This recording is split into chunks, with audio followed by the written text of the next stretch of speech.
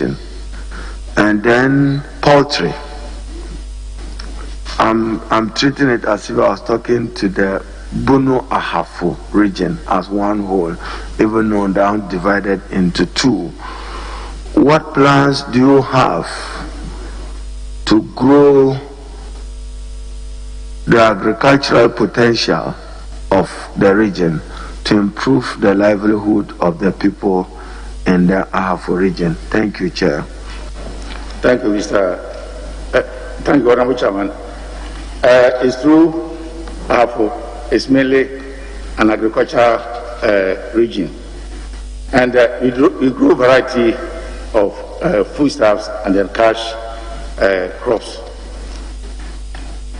Fortunately, the government launched the Planting for Food and Jobs program, and when I'm giving the nod, I would, apart from those who have already enrolled onto the program, I will intensify education on the program so that we get more of the youth to enroll in the Planting for Food and Jobs program, where they will be encouraged to grow some of the cash crops that we are talking about. Cashew, which is not too popular in Ahafo, but some cash crops like cocoa. Cocoa is very popular, and most of the cocoa trees, as we have them now, are diseased, and there's a program of rehabilitating all these cocoa farms. And when I'm giving the nod, I will encourage the youth to enroll in some of these programs so as to be able to get jobs to do. Thank you, Chairman. Now back to your CV. You were a member of the Commonwealth Parliamentary Association delegation to observe the British elections, and then also you attended some other important workshops. Any lessons learned there that you want to share with us? Thank you, Mr. Chairman. First, the British, I was a member of the Commonwealth British Commonwealth Parliamentary delegation to observe the elections in 2010. The only lesson I want to share with Ghanaians is that in Britain, elections are very peaceful, and it is not so tense as you have in Ghana. So this is the lesson I want Ghanaians to also learn. So how do we ensure that there is no tension and it's peaceful and results are declared electronically? What advice do you have for Ghanaians and this committee? Thank you, Chair. Thank you, Mr. Chairman. My advice I will have for Ghanaians and for that matter politicians in Ghana is that we should not see elections as do and die affair. When we see elections as do and die affair, it brings tension. And that is what brings about the problems that we normally face. Chairman, thank you very much. At some point between 2016 and 17, members of Parliament were downgraded by the British High Commission and the Embassy of the United States of America. And in their argument, some members of Parliament, including you, hadn't conducted yourself well on what is popularly referred to as MP's visa racketeering. Were you associated with that? My name was mentioned as one of them. But what did you do that your name got mentioned? Thank you, Mr. Chairman. When my name was mentioned, I was a little bit embarrassed because I traveled with my daughter to the UK. You want to provide the name of that daughter? Joyce Boakye. Joyce Boakye. We traveled to the UK and we procured the visa through the laid down regulations. We did not pass through any third person. And when the news came out, they even said that he used our diplomatic passports. But I didn't use my diplomatic passport. I used my black passport. At that time, the black passport had not expired. Call it the ordinary passport. Ordinary passport. Thank you, Chair. So we went. We were to spend 1 month. But after spending 2 weeks, I had a message that I should rush home to attend to an emergency. So I told my daughter to prepare so that we could come back home for me to attend to the emergency at home. And I also needed her home to do some other things for me. But the following day, my daughter came to me and pleaded with me that, Dad, allow me to stay for the remaining 2 weeks with a certain gentleman he had already introduced to me as the uncle. Since I did not marry the mother, I didn't know much about the family tree, so I accepted it. And then I allowed her to stay. I came back to Ghana. So after 2 weeks, he hadn't come. So I kept on calling and finding out what was happening. But in all cases, he kept on postponing her coming. So at a point, I got fed up because I felt as a 38-year-old lady, if anything happened, he could bear the consequences himself. So I left her and didn't call her again because I was even very curious. Then, around 2016, November, I had a call, and when I responded and demanded to know the person who was calling, the person said he was the British High Commissioner. I doubted it because at that time, I never thought I would have a call from such a high-profile personality. So when he demanded to know the whereabouts of Joyce, I told him I didn't know because I thought he was one of these scammers. Then in about 4 or 5 days, I'll be called again, this time with a text message. Then it dawned on me to be very careful, and then I responded. He demanded to know the whereabouts of Joyce, and I told the commissioner that Joyce was still in the UK. So the following day, I went to the office.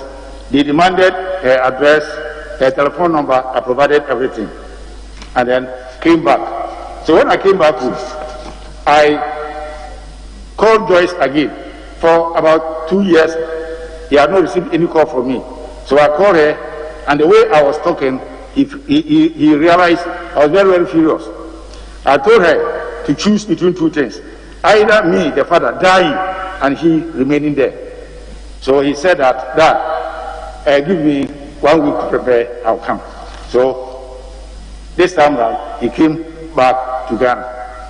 And then I took her to the British Embassy. They interviewed her, and then you were asked to go back. He came back, and then 1 month later, the gentleman who kept her there also came, this time with one of my friends. So when he came, he rendered an apology to me and said that he had deceived me and that Joyce was not the niece but the fiancée. But I was very furious, but there was nothing that I could do because in the tree, like we have a proverb, so the only thing you have to do is to clean it, not to cut it. So, so I accepted the apology. And then he added that he had come to perform the marriage ceremony. I allowed her, we did everything. He went to the court, he did the registration, and then went back. He applied for Joyce to come and then join her. And then on the 30th of October 2018, Joyce was given entry permit. I have the copy here, to go back to the UK. So as I speak, she is in UK and was issued a residency card on the 6th of June 2019. So, Honorable Chairman, my argument is this: if my daughter, who was at the center of the whole controversy, was allowed to go back, then describing the whole process as fraudulent, as when we say, I can't think far. Chairman, we didn't describe the process as fraudulent. It's the British High Commission, as you note, and know that it even affected members of Parliament who wanted to travel to the UK. They were either given shorter periods to go or denied visas, because in the words of the British High Commissioner at the time, we had abused our privilege of those visas. Is it correct to say that Joyce Boakye is your blood daughter? Is it correct to say? Yes, my blood daughter. She's your blood daughter? Yes, blood daughter. So before the eldest of all my children. Great, thank you. So before her return in 2018, can you share with this committee what period did she live in the UK? Because again, in the words of the British High Commission, she overstayed her visa illegally and unlawfully. Is that correct? Oh, it's correct. She overstayed.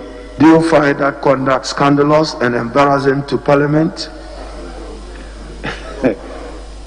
That is, she overstayed all right. But the scandalous part, if you read the statement well, was linked to the acquisition of the visa. That is what because sorry, it's my fault. I'm punching to say that. Kindly hold on. You said you obtained the visa with your regular passport. Now, how did you obtain the visa? Did you use the protocol services of Parliament?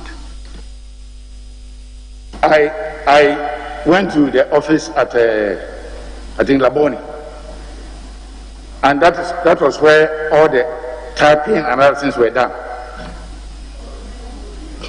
So you did not use the for myself. Yes. You went to the embassy yourself. Yes. All right. You didn't use the parliamentary protocol or a letter from Parliament introducing her as someone accompanying you on that delegation. Is that correct? I wrote a letter myself introducing her as my daughter. Do you still have a copy of that letter in your possession? No. You want to go through your record and just share it for our purposes, but just to appreciate it. I don't think I'll be able to trace it. That's appreciated. So, colleagues, I just raised this because if it was the ordinarily, I still will protect the confidentiality of a long list that the British High Commission and the American Embassy shared with us as leadership, as what informed their decision to treat you members of Parliament out of privilege and out of turn in the acquisition of visas. Do you, after hindsight, today, if you had an opportunity, would you want to be associated with such a conduct? No, because it was too embarrassing, especially the media, the media reportage was very, very embarrassing.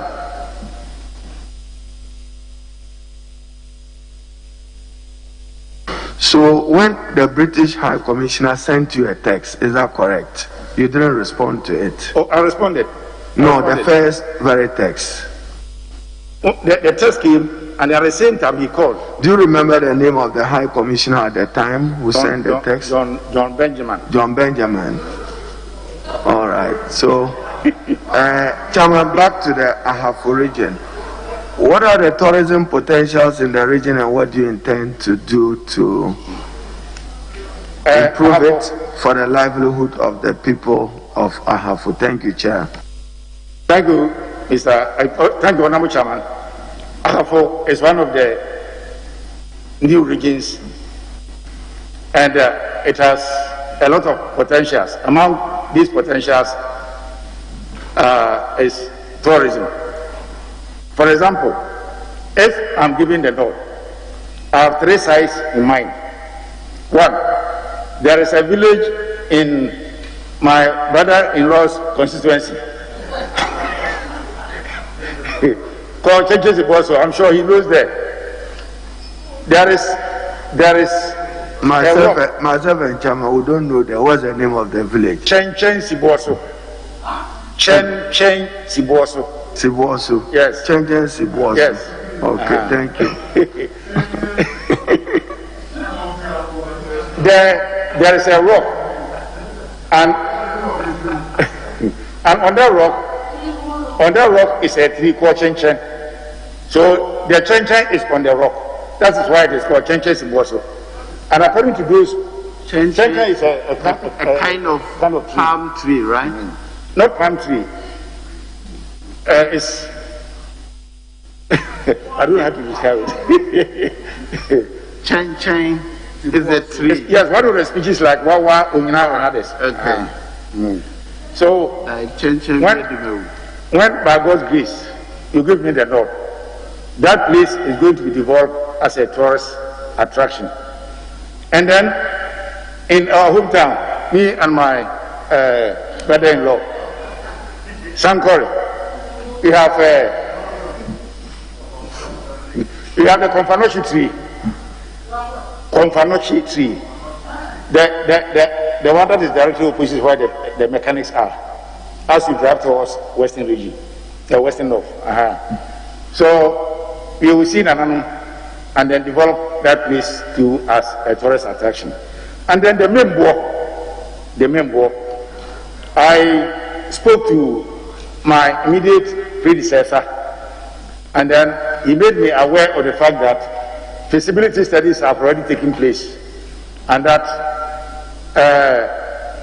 they are waiting for Tourism Development Authority to come and then look at how best Membo can be developed into a tourist attraction.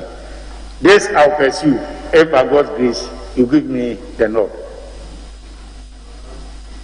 Thank you very much, Chairman. So again, in the Ahafo region, timber. Any hope for timber? Again, notwithstanding the destruction we ourselves have done to our forestry, what plans do you have for forestry development in the region? Thank you, Chair. Most of the species are being depleted, and in order to restore the situation, what I'll do if I'm given the nod is to intensify the afforestation program. Of course, the government has started the afforestation program, but I feel when I'm given a nod, we have to intensify it. Apart from giving jobs to the youth, it will also help to reforest it will help to renew the forest into its original form. Yes. Thank you very much, Honorable. Congratulations. Right here on your left, sir. Yes, sir. Right here. Most of the schools in your region are subjects of the golden stool. Am I right? Yeah. True. From Kukum, Gosu, Achensha, Tepa, Bechim. Tepa is Ashanti, sorry. Yamfo. But Bechim is part of. Yeah. Bechim is part, Yamfo. Yes. Duan Kwanta. Yes. How are you going to ensure that the sanctity of the chieftaincy institution and the respect for the golden stool? I know sometimes there are issues of conflicts thereabout, and allegiance is respected by customary authorities to ensure that there is peace within that region. Thank you. Thank you, Mr. Honorable Chairman. Fortunately for Ahafo, we don't see much of this kind of disrespect for the golden stool. Almost all the Amahim owe allegiance to the golden stool, and they respect the golden stool. Every Akoside, or in some of the Akoside, some of the chiefs go there and they celebrate with the Utumfo. So I don't think it is any big issue so far as Ahafo is concerned. My last question is on MAME timbers and MAME cashew, MAME, the drinks that they started producing from Ayomso and main timber. What's the status? Because with the demise of Desmond, I think there were some problems within the area with respect to job creation. And what is the status, please? Thank you. Chairman, thank you, Mr. Chairman. From the briefing I had from my immediate predecessor, Honorable Boakye, a young forest product has been revamped, especially the Prahu section, with a stimulus package of 6.5 million Ghana cedis. As a result, 700 of the employees from a stimulus package, 6.5. As a result, 700 of the employees have been called back, but we still have a lot of them. So when by God's grace you give me the nod, I'm also going to find out if we can get additional funds so that the other sections can also reopen and they recall workers who are at home now. Apart from that, too, the youth who are also coming will also get jobs to do. Thank you, Mr. Chairman. The cashew, the problem, when I went there, the problem that I was made aware was the fact that they are finding it very difficult to get cashew to buy because the market is very competitive. And looking at the competitive nature of the market, if they should buy at that price, they will be running at a loss. So they are producing at a very low capacity as of now. But I'm sure with time, when things improve, they will be able to improve production. Thank you, Mr. Chairman. Yes, Honorable Samsei. Thank you very much, Mr. Chairman. Mr. Chairman, the Honorable nominee, when given the nod, who held the Regional Coordinating Council of the Ahafo region. I am saying that when you are given the nod, you will head the Regional Coordinating Council of Ahafo region. Can you tell us the composition of Regional Coordinating Council and some functions of the RCC? Thank you, Honorable Chairman. The RCC is made up of the regional minister and his deputy, if there is any, and then all the chief executives in the district, all presiding members in the district, and 2 chiefs from the regional house of chiefs, and all the heads of decentralized departments, but they don't have voting rights. Thank you, Mr. Chairman. Thank you, Mr. Chairman. Mr. Chairman, Honorable nominee, if you are given the opportunity to recommend for the creation of districts in your region, which areas would you recommend? Thank you, Mr. Chairman. After having gone through the brief from the Regional Coordination Council, that is what I inherited from the Honorable Boakye. 3 areas have been earmarked: Techimentia, Mim, and then Sankore. So these are the areas that they have already earmarked for district creation if the need arises.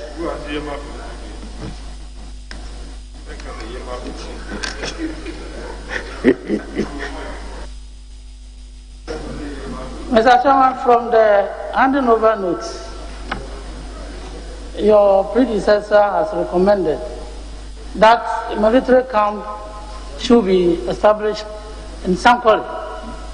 What are you going to do to ensure this is done in Sankore? Thank you, Mr. Chairman. I support that idea because apart from everything, it will offer jobs to our youth. So I support it. Mr. Chairman, my last question is, the nominee has been a district chief executive before and a member of parliament. Now you are going to be a regional minister. So you understand the workings of DCEs and the members of parliament. And you agree with me, sometimes the confusion that ensues between district chief executives and the members of parliament. Having been a former MCE, having been a former member of parliament, what are you going to do to ensure that you create a good environment in your region for DCEs and MPs to work peacefully with you to ensure that the region is developed? Thank you, Honorable Chairman. This is one area I will pay much attention to, because as you rightly said, I have operated in all these two situations before. And I know how it is when you are an MP and then how it is when you are a DCE. First of all, you have to know what brings about the conflict. One, especially when the DCE and the MP are from the same party, and then there's an expression of interest to contest on the part of the DCE, it can bring about conflict. And then secondly, when funds are not released on time, it can also, on the part of the MP, when the MP brings a request and it is not released on time, it can also bring about conflict. But in this case, when there is no money in the account and the request is made and pressure is put on the DCE, it can also bring about conflict. So to avoid all this, what I intend to do, when by God's grace you give me the nod, is to organize a breakfast meeting with MPs and DCs thrice every year. During such meetings, I share my experience with my DCs.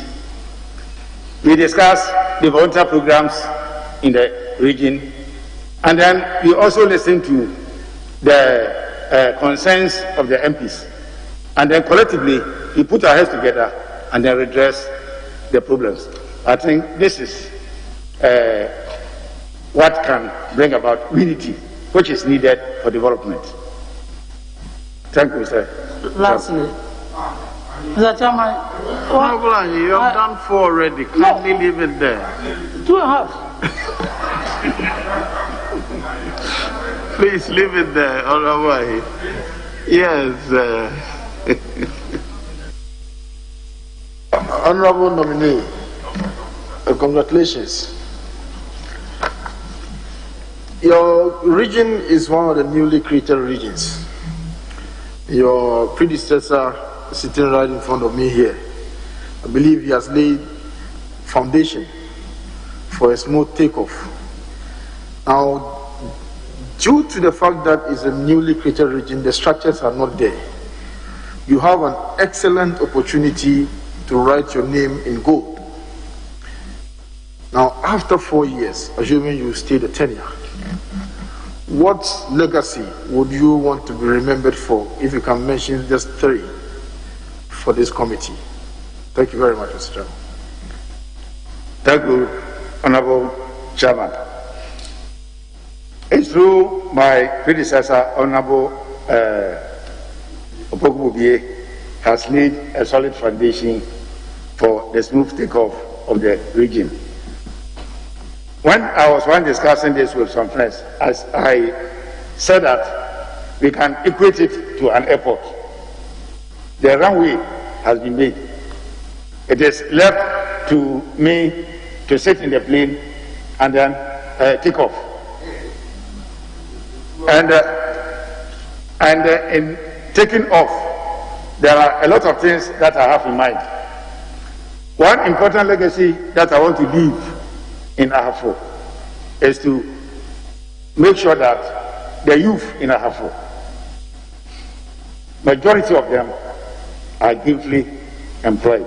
Sustainable jobs, of course. Apart from that too, there are certain things that my predecessor did that I have to make sure that they are completed. That is our road network. If I'm able to ensure that most of our highways and federal roads are completed and well paved, it will be a very good legacy for me. And then finally, girls' education. We want to produce more of the feathers. So I will liaise with the regional girl child education officer and then those at the district level to embark on education to get more of our girls into school. And if this is done, I'll be satisfied when I die and I'm in my grave. Thank you, Mr. Chairman. Mr. Chairman, I've looked at the size of Ahafo region in terms of, square kilometers. It's 5,193 square kilometers. Now, my beloved Gushegu municipality is 5,796. That means my municipality is bigger in terms of land size, but of course the population is way lower than yours. Now, that's, for me, means that the road network in your region with 6 districts is one that can easily be tackled head on as a region than I could even do as a district. Are you able to tell us if you are able to, do at least 50 or 60% of the road network in your region? Thank you very much, Mr. Chairman. Thank you, Honorable Chairman. As of now, as I've already said, my predecessor, during my predecessor's time, about 60% of our major roads have been awarded on contract. So my duty as the new regional minister is to ensure that these roads are completed. And this is exactly what I will do. Thank you, Mr. Yes, Honorable Nilanti. Mr. Nominee, how are you?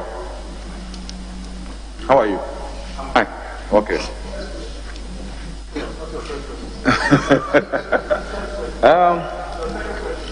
My first question has to do with mining. Yes.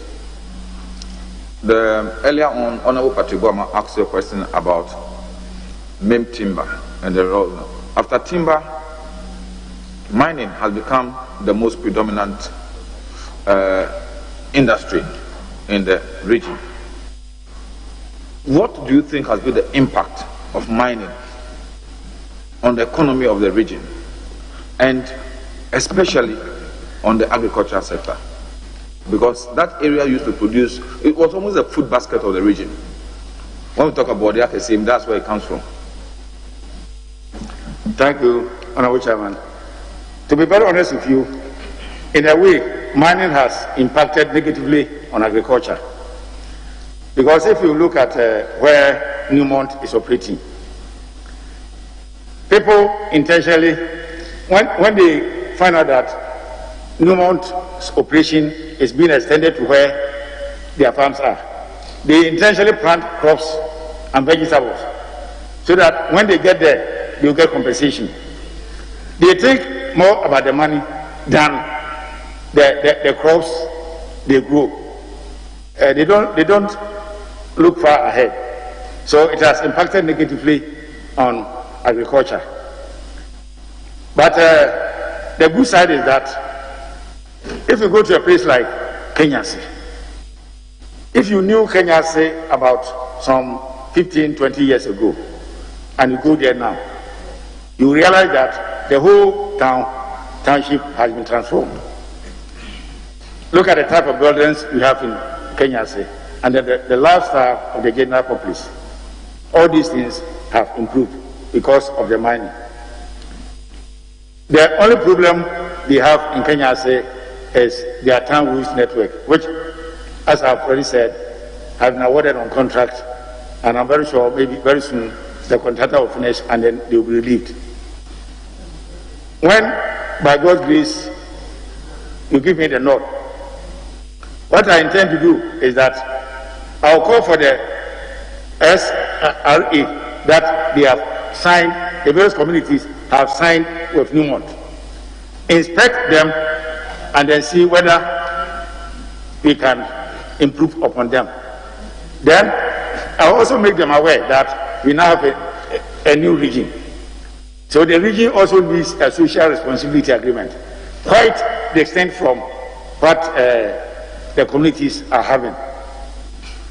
I will impress upon them to build a monument in the regional capital so that in future, when mining in Ahafo area is done, people will know the contributions of Newmont to the economic and social development of Ahafo.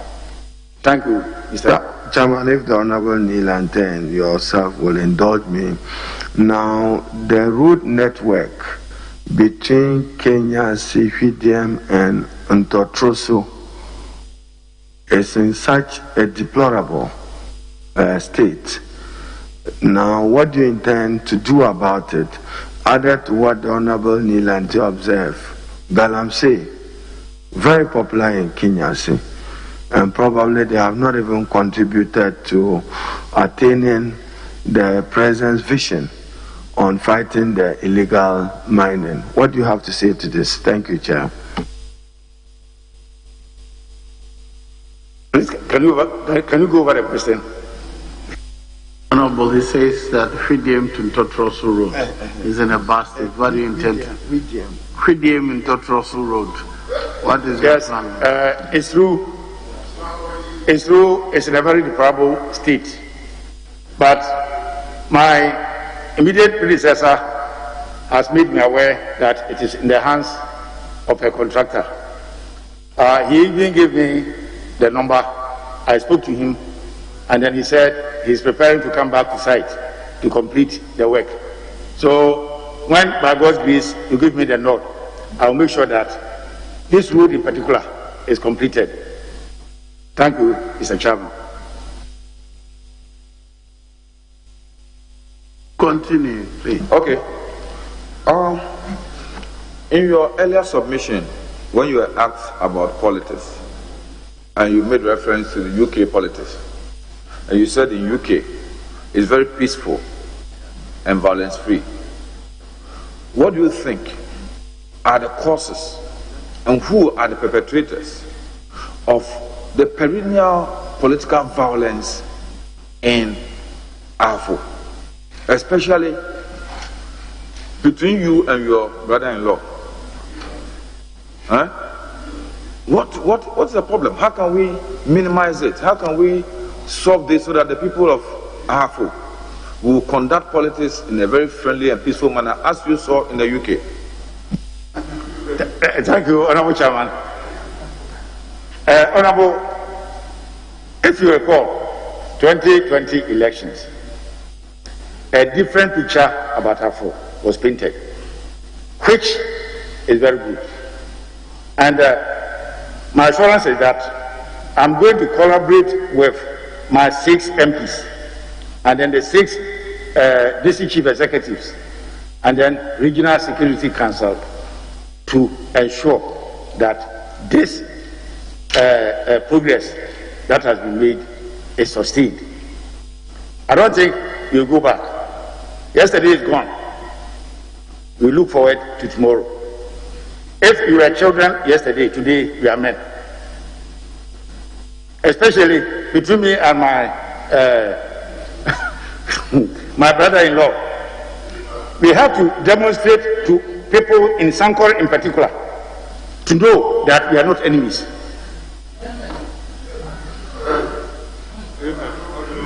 We have to make them know that we are not enemies. And Honorable Chairman, when my name was mentioned, the applause that came out was from both sides, and I was very much impressed. But for the COVID, most of them would have even come here to give me the moral support. So as for that, don't think about it anymore. It's gone forever. Honorable Kopuku was also happy when you were nominated. He was also very happy when you were nominated. Okay. My last question.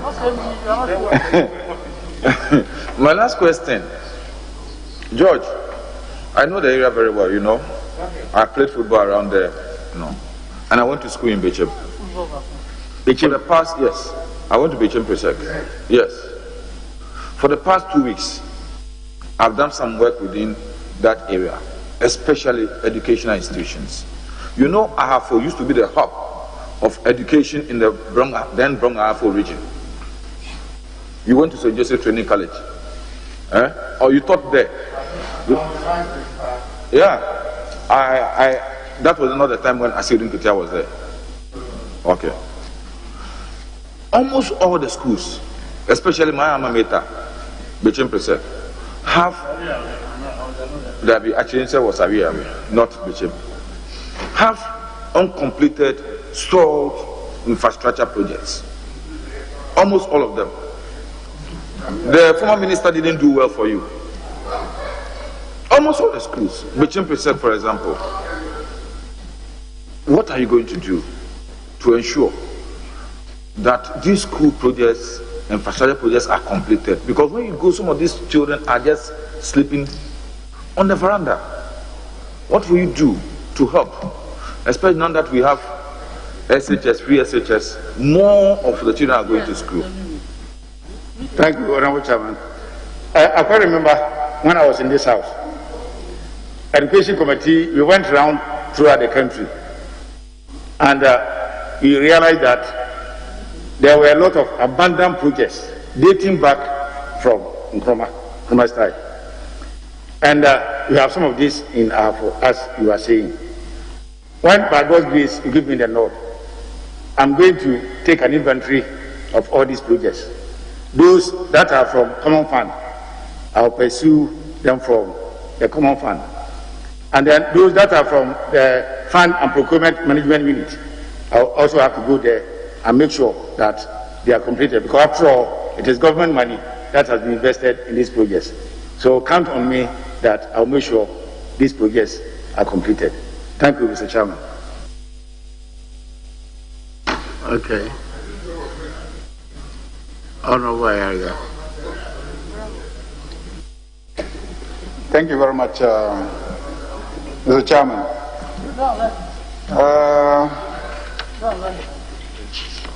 Your CV says that you were a tutor of sociology of education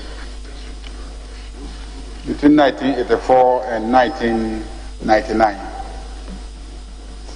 And then you became district chief executive between 2005, 2008, and 2001, 2004. So that's an 8-year period. Can you give us an indication of the performance of your district in BEC exams during that period, and to what extent your knowledge of sociology of education impacted on educational performance in your district, and what hope I should have that the Ahafo region will see improvement in education during your tenure? Thank you, Honorable Chairman. During my tenure as District Chief Executive for Ahafo and then Ahafo South, performance was very high. The first year, it was about 70%, and then the last year, when I was in Ahafo South, it was about 75%. I'm not too sure, but I am aware that the performance was very impressive. And then my knowledge as a tutor of sociology of education. So if you are a sociologist, you understand society very well. And if you're an educationist and at the same time sociologist, you understand the society and then you understand education. So the marriage between the two is what is called sociology of education. You study the society and then build education based on your knowledge of the society. So all the needs of the country are fed into the education system, and the system produces what the society needs. So that is what I can say for now. Thank you, Mr. Chairman. The thinking is that our educational system is not really serving us well because you are producing a lot of people who are either not employable, can't find jobs. So do you think that our educational system is well suited for our current development? Thank you, Honorable Chairman. That is why I support the TVET program. It is focused on employable skills. And if we all give that the necessary attention, the issue of youth unemployment will in future be a thing of the past. So I think that we must focus more on the TVET than the liberals. Because the liberals will produce people who do not have any employable skills. They want to sit in the office and they work. By this time, because of technology, we don't need a lot of people in the office. We need people who can use their hands to do something and they fend for themselves. Thank you, Mr. So as regional minister, you are likely to see that in your region, your infrastructure development will be skewed towards technical and vocational education as against grammar education. Yes. If by God's grace you give me the nod, I'm going to make sure that Yamfu Vocational School is developed. Fafia the Youth Training School is developed. And I'm very sure you'll get one TVET school. And then there's another school that is being built at Akrodi, Science and Technology School. I'm going to place emphasis on this school and make sure that they produce the required people. Because if you have people who have skills. But there's already a lot of TVET going on. The mechanics, the seamstresses, the hairdressers, they are already doing TVET. What are you going to do about those ones? That is the former I'm talking about the formal structure. But when it comes to the informal structure, we can put in place the youth apprenticeship program that is being done by the Youth Employment Agency Authority. So with this, you can make use of skilled workers from the informal sector to train those who will not be able to go to the formal system. They will also learn skills.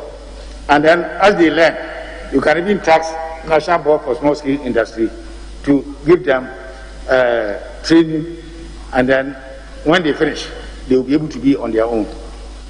So the TVET program is very, very important, and I wish you as legislators will help to promote it, and it will help and save the country.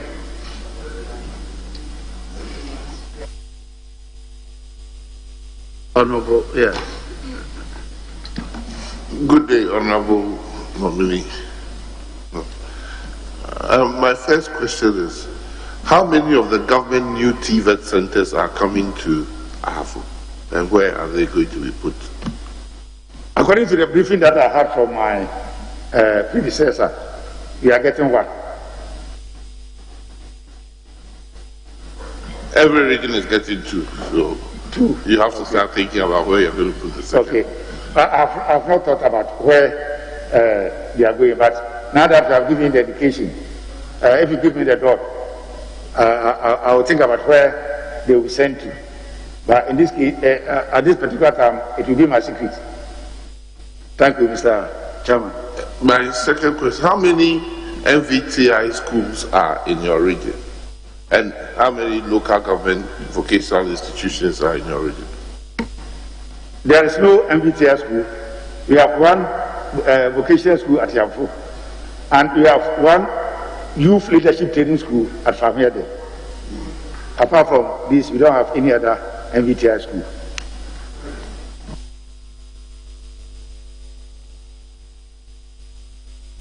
Very well. Yes, Honorable Jari.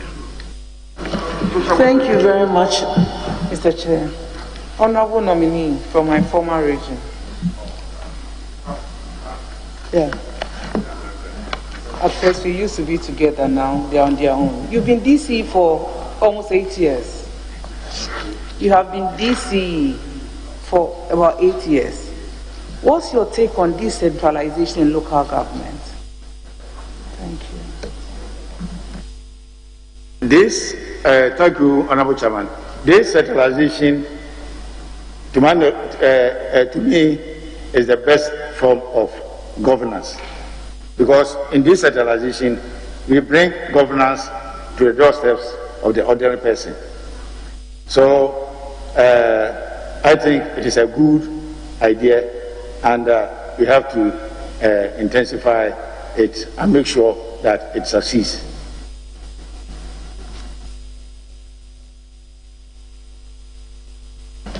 One last simple one.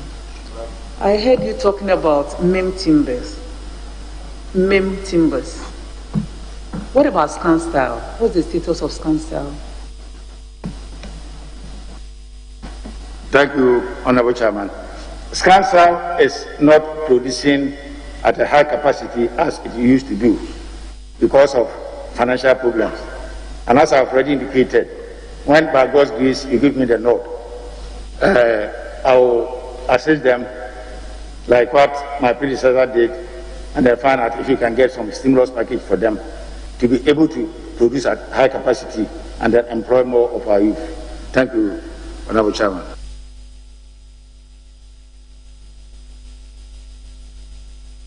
Honorable Blackwell. Thank you, Mr. Chairman. Honorable nominee, I want us to revisit the visa matter. I hold in my hands the letter the High Commissioner wrote to the Speaker dated January 20, 2017. There is an aspect which has not been dealt with by the Honorable Minority Leader, which relates to a 10-year ban that was imposed on you from 2017 to 2027.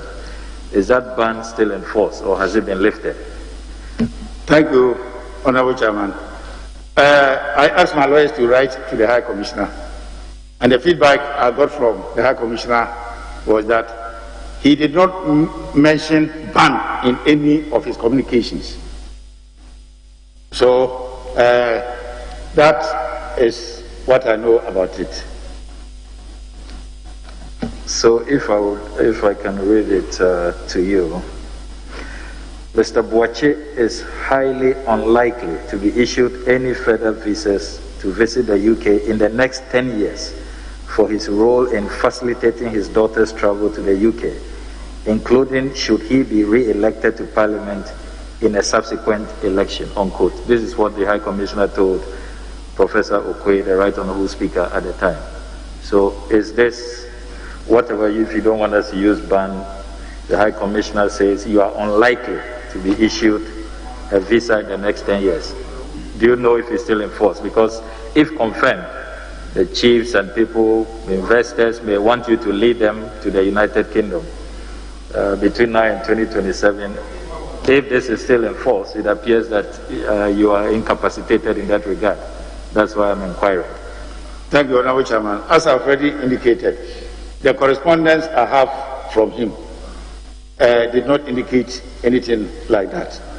And since my daughter was made to go and subsequently issue of a resident permit, I know that if I put in an application, it will be accepted and then I'll be given visa. Meaning you haven't applied since? No, I have not made any attempt to. Okay, let me come to my second question. It's quite curious. Listening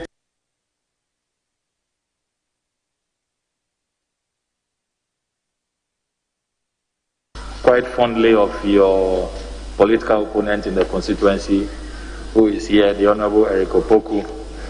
You say he's your in-law. You refer to him as your in-law. But anybody who does a quick desktop research about the political activities in the Ahafo South, it will appear that it's a war zone. I have here Ghanaian Times. We did not clash with NDC. They attacked us. as an Ahafo South MPP candidate, and that is you, 19 September 2016. As an Ahafo South carries out retaliation attacks, 8 March 2017. Minister accused of assassination plot, that is you accusing the Honorable Eric Opoku. That is dated 4th March 2018. There's another one, Wednesday, 4th April, Ghana Web, former MC responsible for my attack, and this time it's from Honorable Eric Opoku accusing you. So it's a back and forth. You accusing him, he accusing you, and a lot of clashes, bloodshed, injuries, and all of that. Exactly what's going on. Today you are telling us you are in-laws, you have respect for each other, but from our research, that's not what is transpiring on the ground. So can you tell this committee exactly what is going on? Thank you, Mr. Chairman. As I've already said, if you look at 2020, there was any incident in Sankore, on Paramata, Ahafo. And I also said that yesterday is gone. If yesterday you were children, now we are adults. So I don't think there will be anything like that. Now, as the regional minister, when he comes to the constituency, it is my duty to protect him, and I will do that. Mr. Chair, with your leave, what you are saying is that both of you have resolved to work together and do things better than before. Exactly so. We are going to work together. We are going to work together in the supreme interest of Ahafo and in the supreme interest of Sankore. So, so this, Mr. Chairman, this peace pipe you have smoked, are all your supporters in sync with you, your followers, the youth who have been pursuing all of these violent tendencies? Are they in agreement, your supporters? Yes. Are they aware that you have smoked the peace pipe and that moving forward there will be no clashes anymore? Yes, from both sides. Our Omani is even here. He can testify to that. And I'm doing a project now. The gentleman who is doing the electrical works for me is a known NDC man. It wouldn't have been possible in those days, but now it is the interest of Ahafo and Sankore that matters. So never again. Thank you very much. Mr. Chairman, my final question. Honorable Ablaka, Mr. Chair, with your leave, this gentleman doing electrical works, you are saying that in the spirit of reconciliation and the fact that he is able to do his work well, it's not that you chose him over your own party member who can do it better. Yeah, clarify, it's important. Yes, he is a certified electrician. Yes. And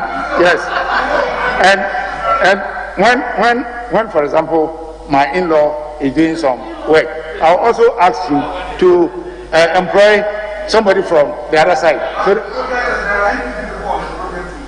oh yes, the bricklayer is yes.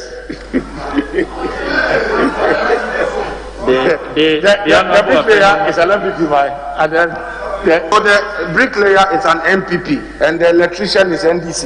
Yes, say so to prove.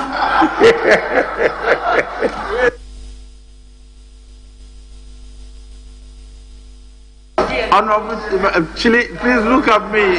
Ignore their sides, please. So the mason is an MPP. It's okay. We have that. And then the electrician is an MPP.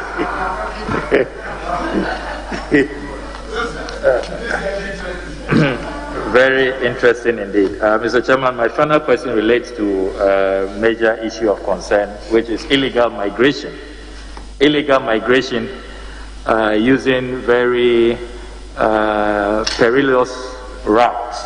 A lot of the youth in your region, I have followed their tracks.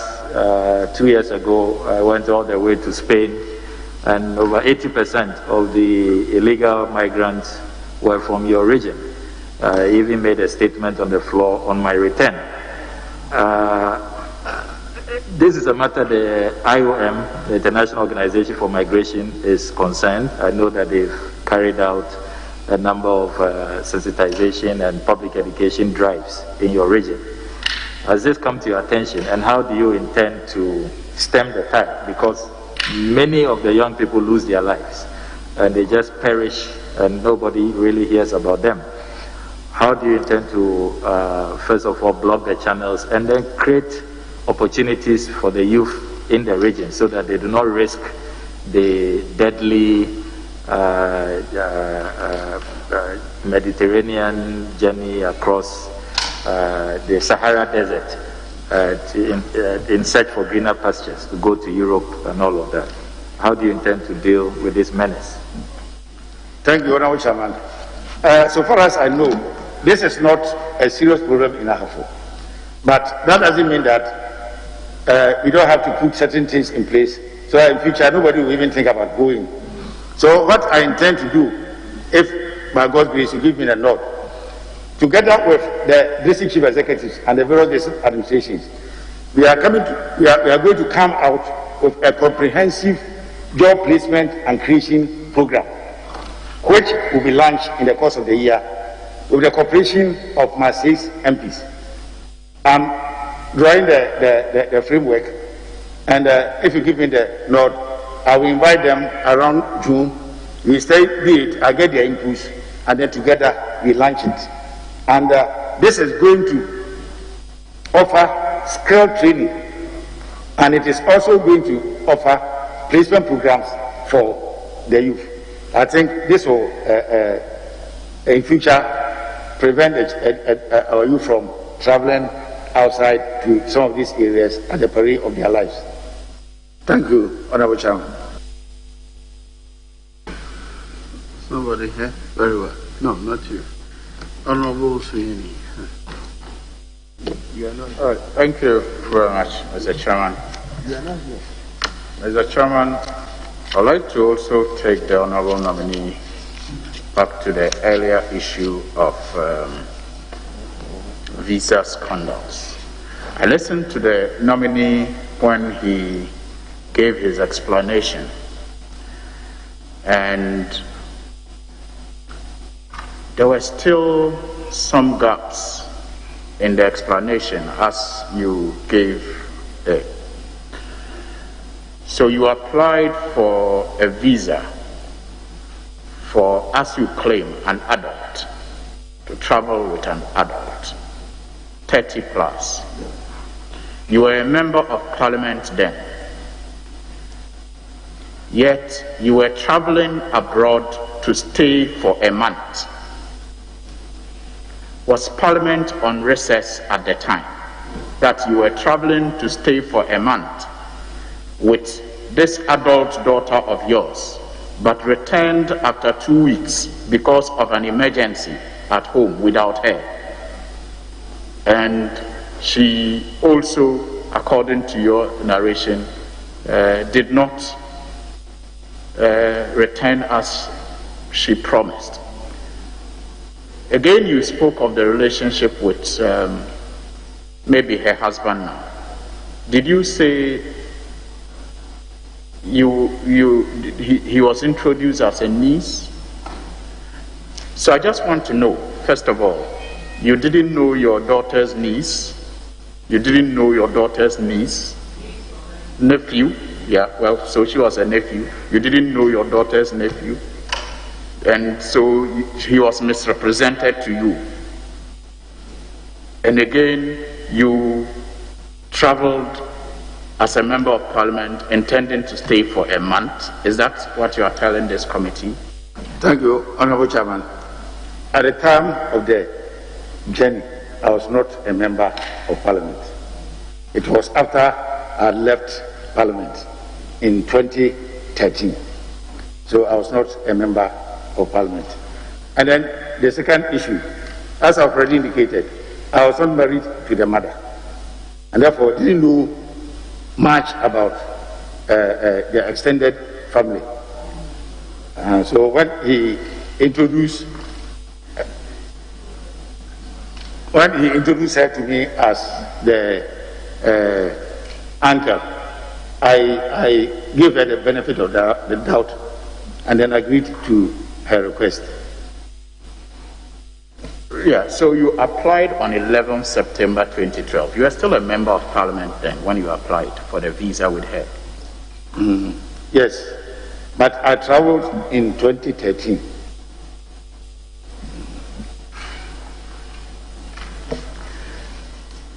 Okay.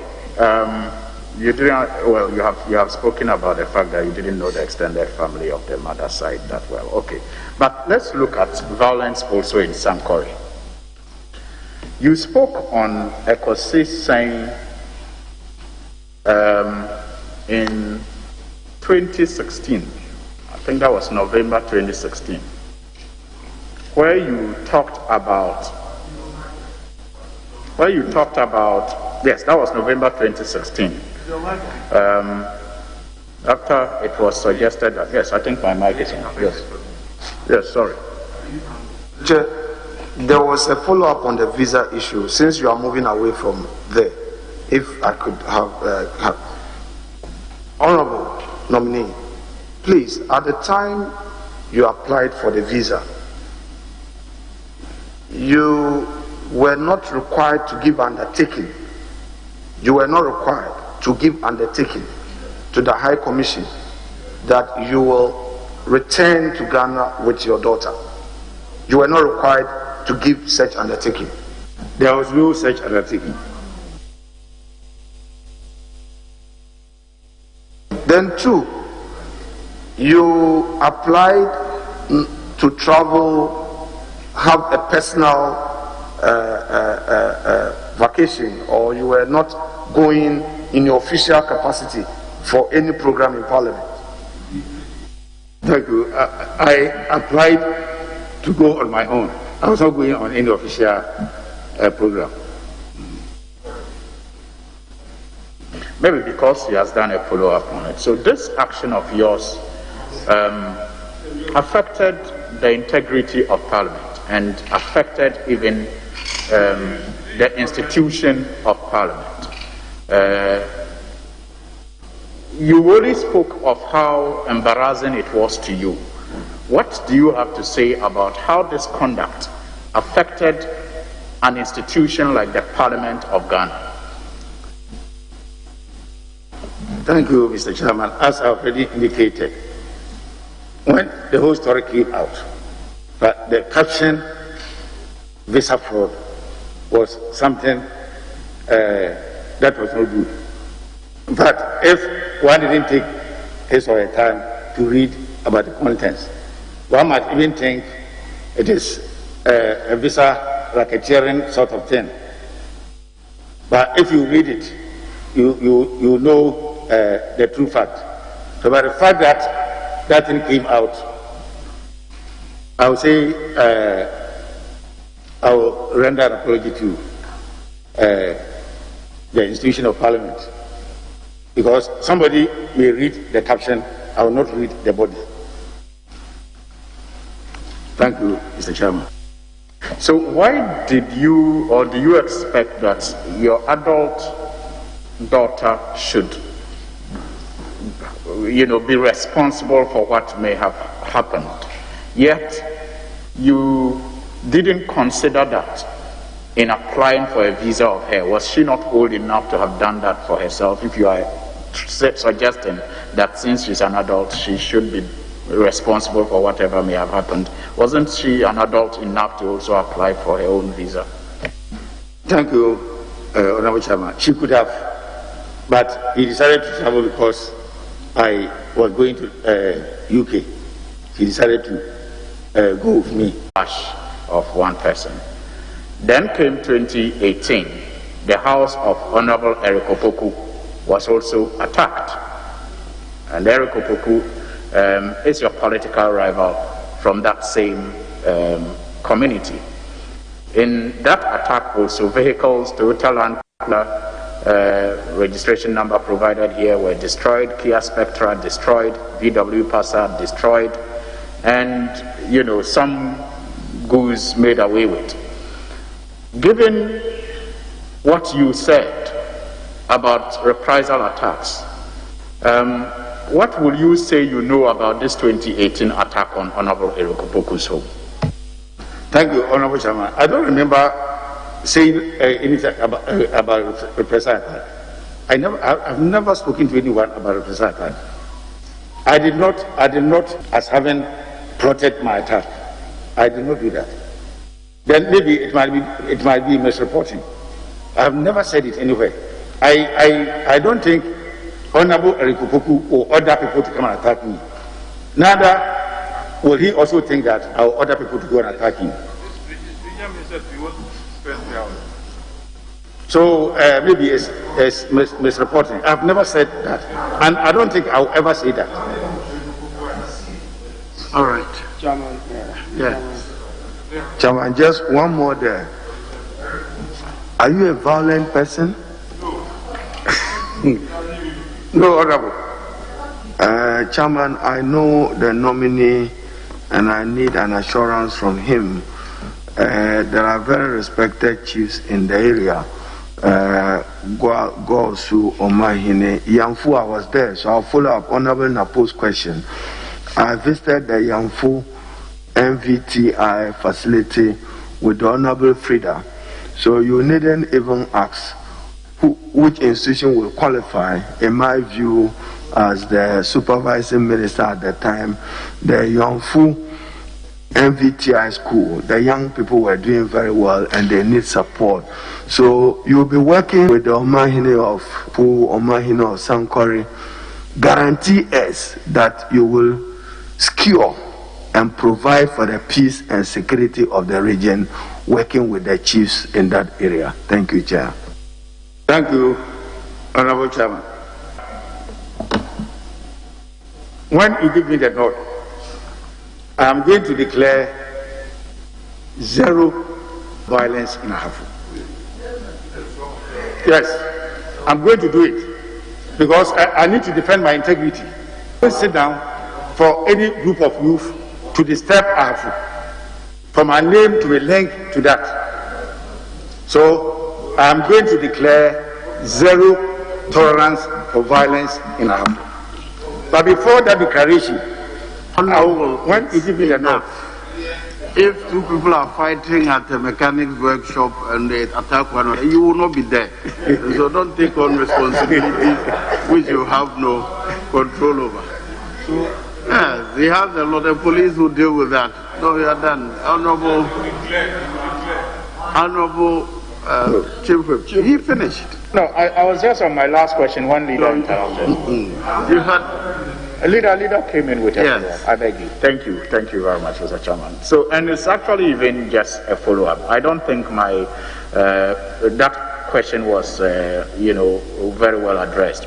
You have denied speaking of possible reprisal attacks. I do have the recording on a POSI sign. I may make it available for the committee to look at later. But my question really was, what do you know, or what did you know about the 2018 attack on Erikopoku's home? What did you know about that attack? Honorable, thank you, Honorable Chairman. I don't know anything about it, and I don't think. Did you get to hear of that there was an attack on the Honorable Erikopoku's house? Yes, I heard it. Did you get any information apart from hearing? I didn't know anything about it. Not the incident happening. After it happened, did you hear anything? After it happened, it was all over the air. In the airwaves, yes. Chair, with your leave, please, did Honorable Erikopoku accuse you of having instigated that attack? Did he say that to you? Or did you hear him? I did not hear him.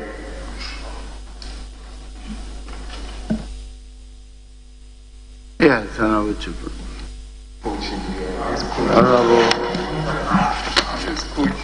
Honorable Washi. You know, I served on the Poverty Reduction Committee with him. And we went around a number of the districts together. And most of the time we sat together in the bus and usually have a lengthy conversation. Honorable Bajin, I just want to find out the election between you that occurred between you and Honorable Eric. You acknowledge that it was violently. There were a lot of violence associated with that election. The number of times you and Honorable Eric have contested, there have been a lot of violence associated with those elections, right? Oh, yes. Honorable Chairman, yes. And most of the time you accuse each other. This one will say this one is the one in charge, this one said this one is the one involved. So when the 2016, the attack in your home happened, did you reach out to Honorable Eric? Thank you, Honorable Chairman. I did not reach out to him. And did you identify those? Were the police able to identify those who were involved in that? Oh, yes, they were able to identify those who were involved. Some of them were arrested. They were in court, but at a point, I decided to discontinue because I realized they needed more counseling than. And some of them are my friends now. And will you associate them with Honorable Eric's supporters? Oh, they were people from Sankore. Okay. And apart from maybe politics, you couldn't have imagined any other motives apart from politics? Come again, please. I'm saying that aside politics, you couldn't have identified any other motives that could have that could have led the youth to do that. Was it politically, you think that it was political, the attack in your residence? Thank you, Mr. Chairman. I found it very difficult to understand the reason behind the attack. Because most of the guys were people who were close to me, we talk, we chat. So I didn't know what actually made them do what we did. But in the 2016, did Honorable Eric reach out to you when he heard about your attacks? No. So in 2018, when his residents were equally attacked, did you call him? Oh, I didn't call him. So now you are giving us assurance that both you and your in-law are going to ensure that the enclave become peaceful. Thank you, Mr. Chairman. Ahafo, as I've already said, and Sankore Enclave will be one of the peaceful areas to stay in Ghana. Is it under my watch? Is it because you were coming for vetting, that's why now all these assurances are coming, or this is something that has happened long before your nomination? No, it's not because of the vetting, because after all, what do we need in life? Whatever happens, we all die. Yeah. And when you die, what account are you going to give? Yes, I know. Anytime we were traveling, you talk about God-fearing, and so I want to believe you. But I just want to find out, even if you ask me myself now whether I'll contest the next election, I may not be able to give a definite answer because I don't know how long my life how long I will live. But I just want to ask, should God spare us our life, will you contest the next election? My mandate now,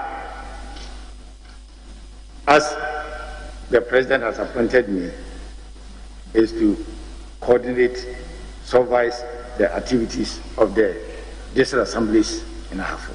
That is my concern now. So you're not be able I'm not thinking about elections. Yeah. Because you know that once you decide to contest, and Honorable Eric decide to contest, naturally, not even you, your supporters will definitely go back to their old ways. Maybe that's what I was just asking. You know, your area has a lot of cocoa. Is it still producing a lot of cocoa? Thank you, Mr. Chairman. The production level has come down a little bit because most of the trees are old and they are diseased.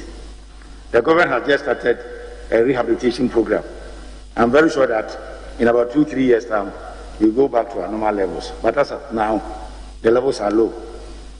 Most of the cocoa trees have been cut down, and they are in the process of being replanted. Yes. Mr. Chairman, thank you very much. Yes, Honorable. Yes, Mr. Chair, thank you for the opportunity. I just have some 2 questions for clarification. In the elections that you contested, you had Honorable Eric Opoku as a candidate on the other side, correct? Yes, thank you, Mr. Chairman. So, you will describe the atmosphere in these elections as a very tense one and not a violent one. Would you? Yes, it was tense, but not violent. Between the two, you don't fight. So you can talk about political tension and not violence. Yes, political tension and not violence. Correct. And those who attacked your residents, you say that they are Sankore boys. They are residents of Sankore. Do you know them as party activists? Yes, they are all party activists. As in NDC party activists or CPP party activists or MPP party activists? Those who attack the blue sides. Take your time. I'm talking about the attack. Take it easy. I'm talking about the attack on your residents. Those who were identified were party activists, correct? Yes. Yes. Okay. Thank you, Mr. Chair.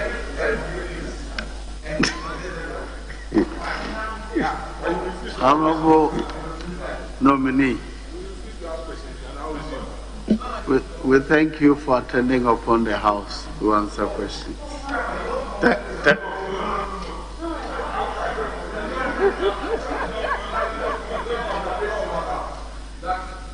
Honorable, you are discharged. Thank you. Thank you very much.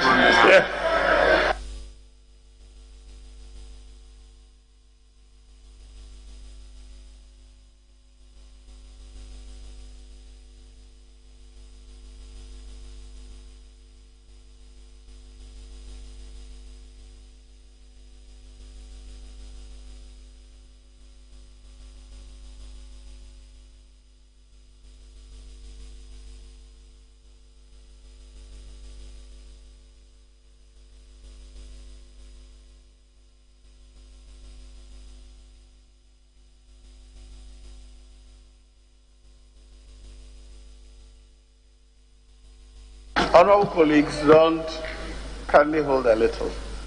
Tomorrow, the House is resuming. I thought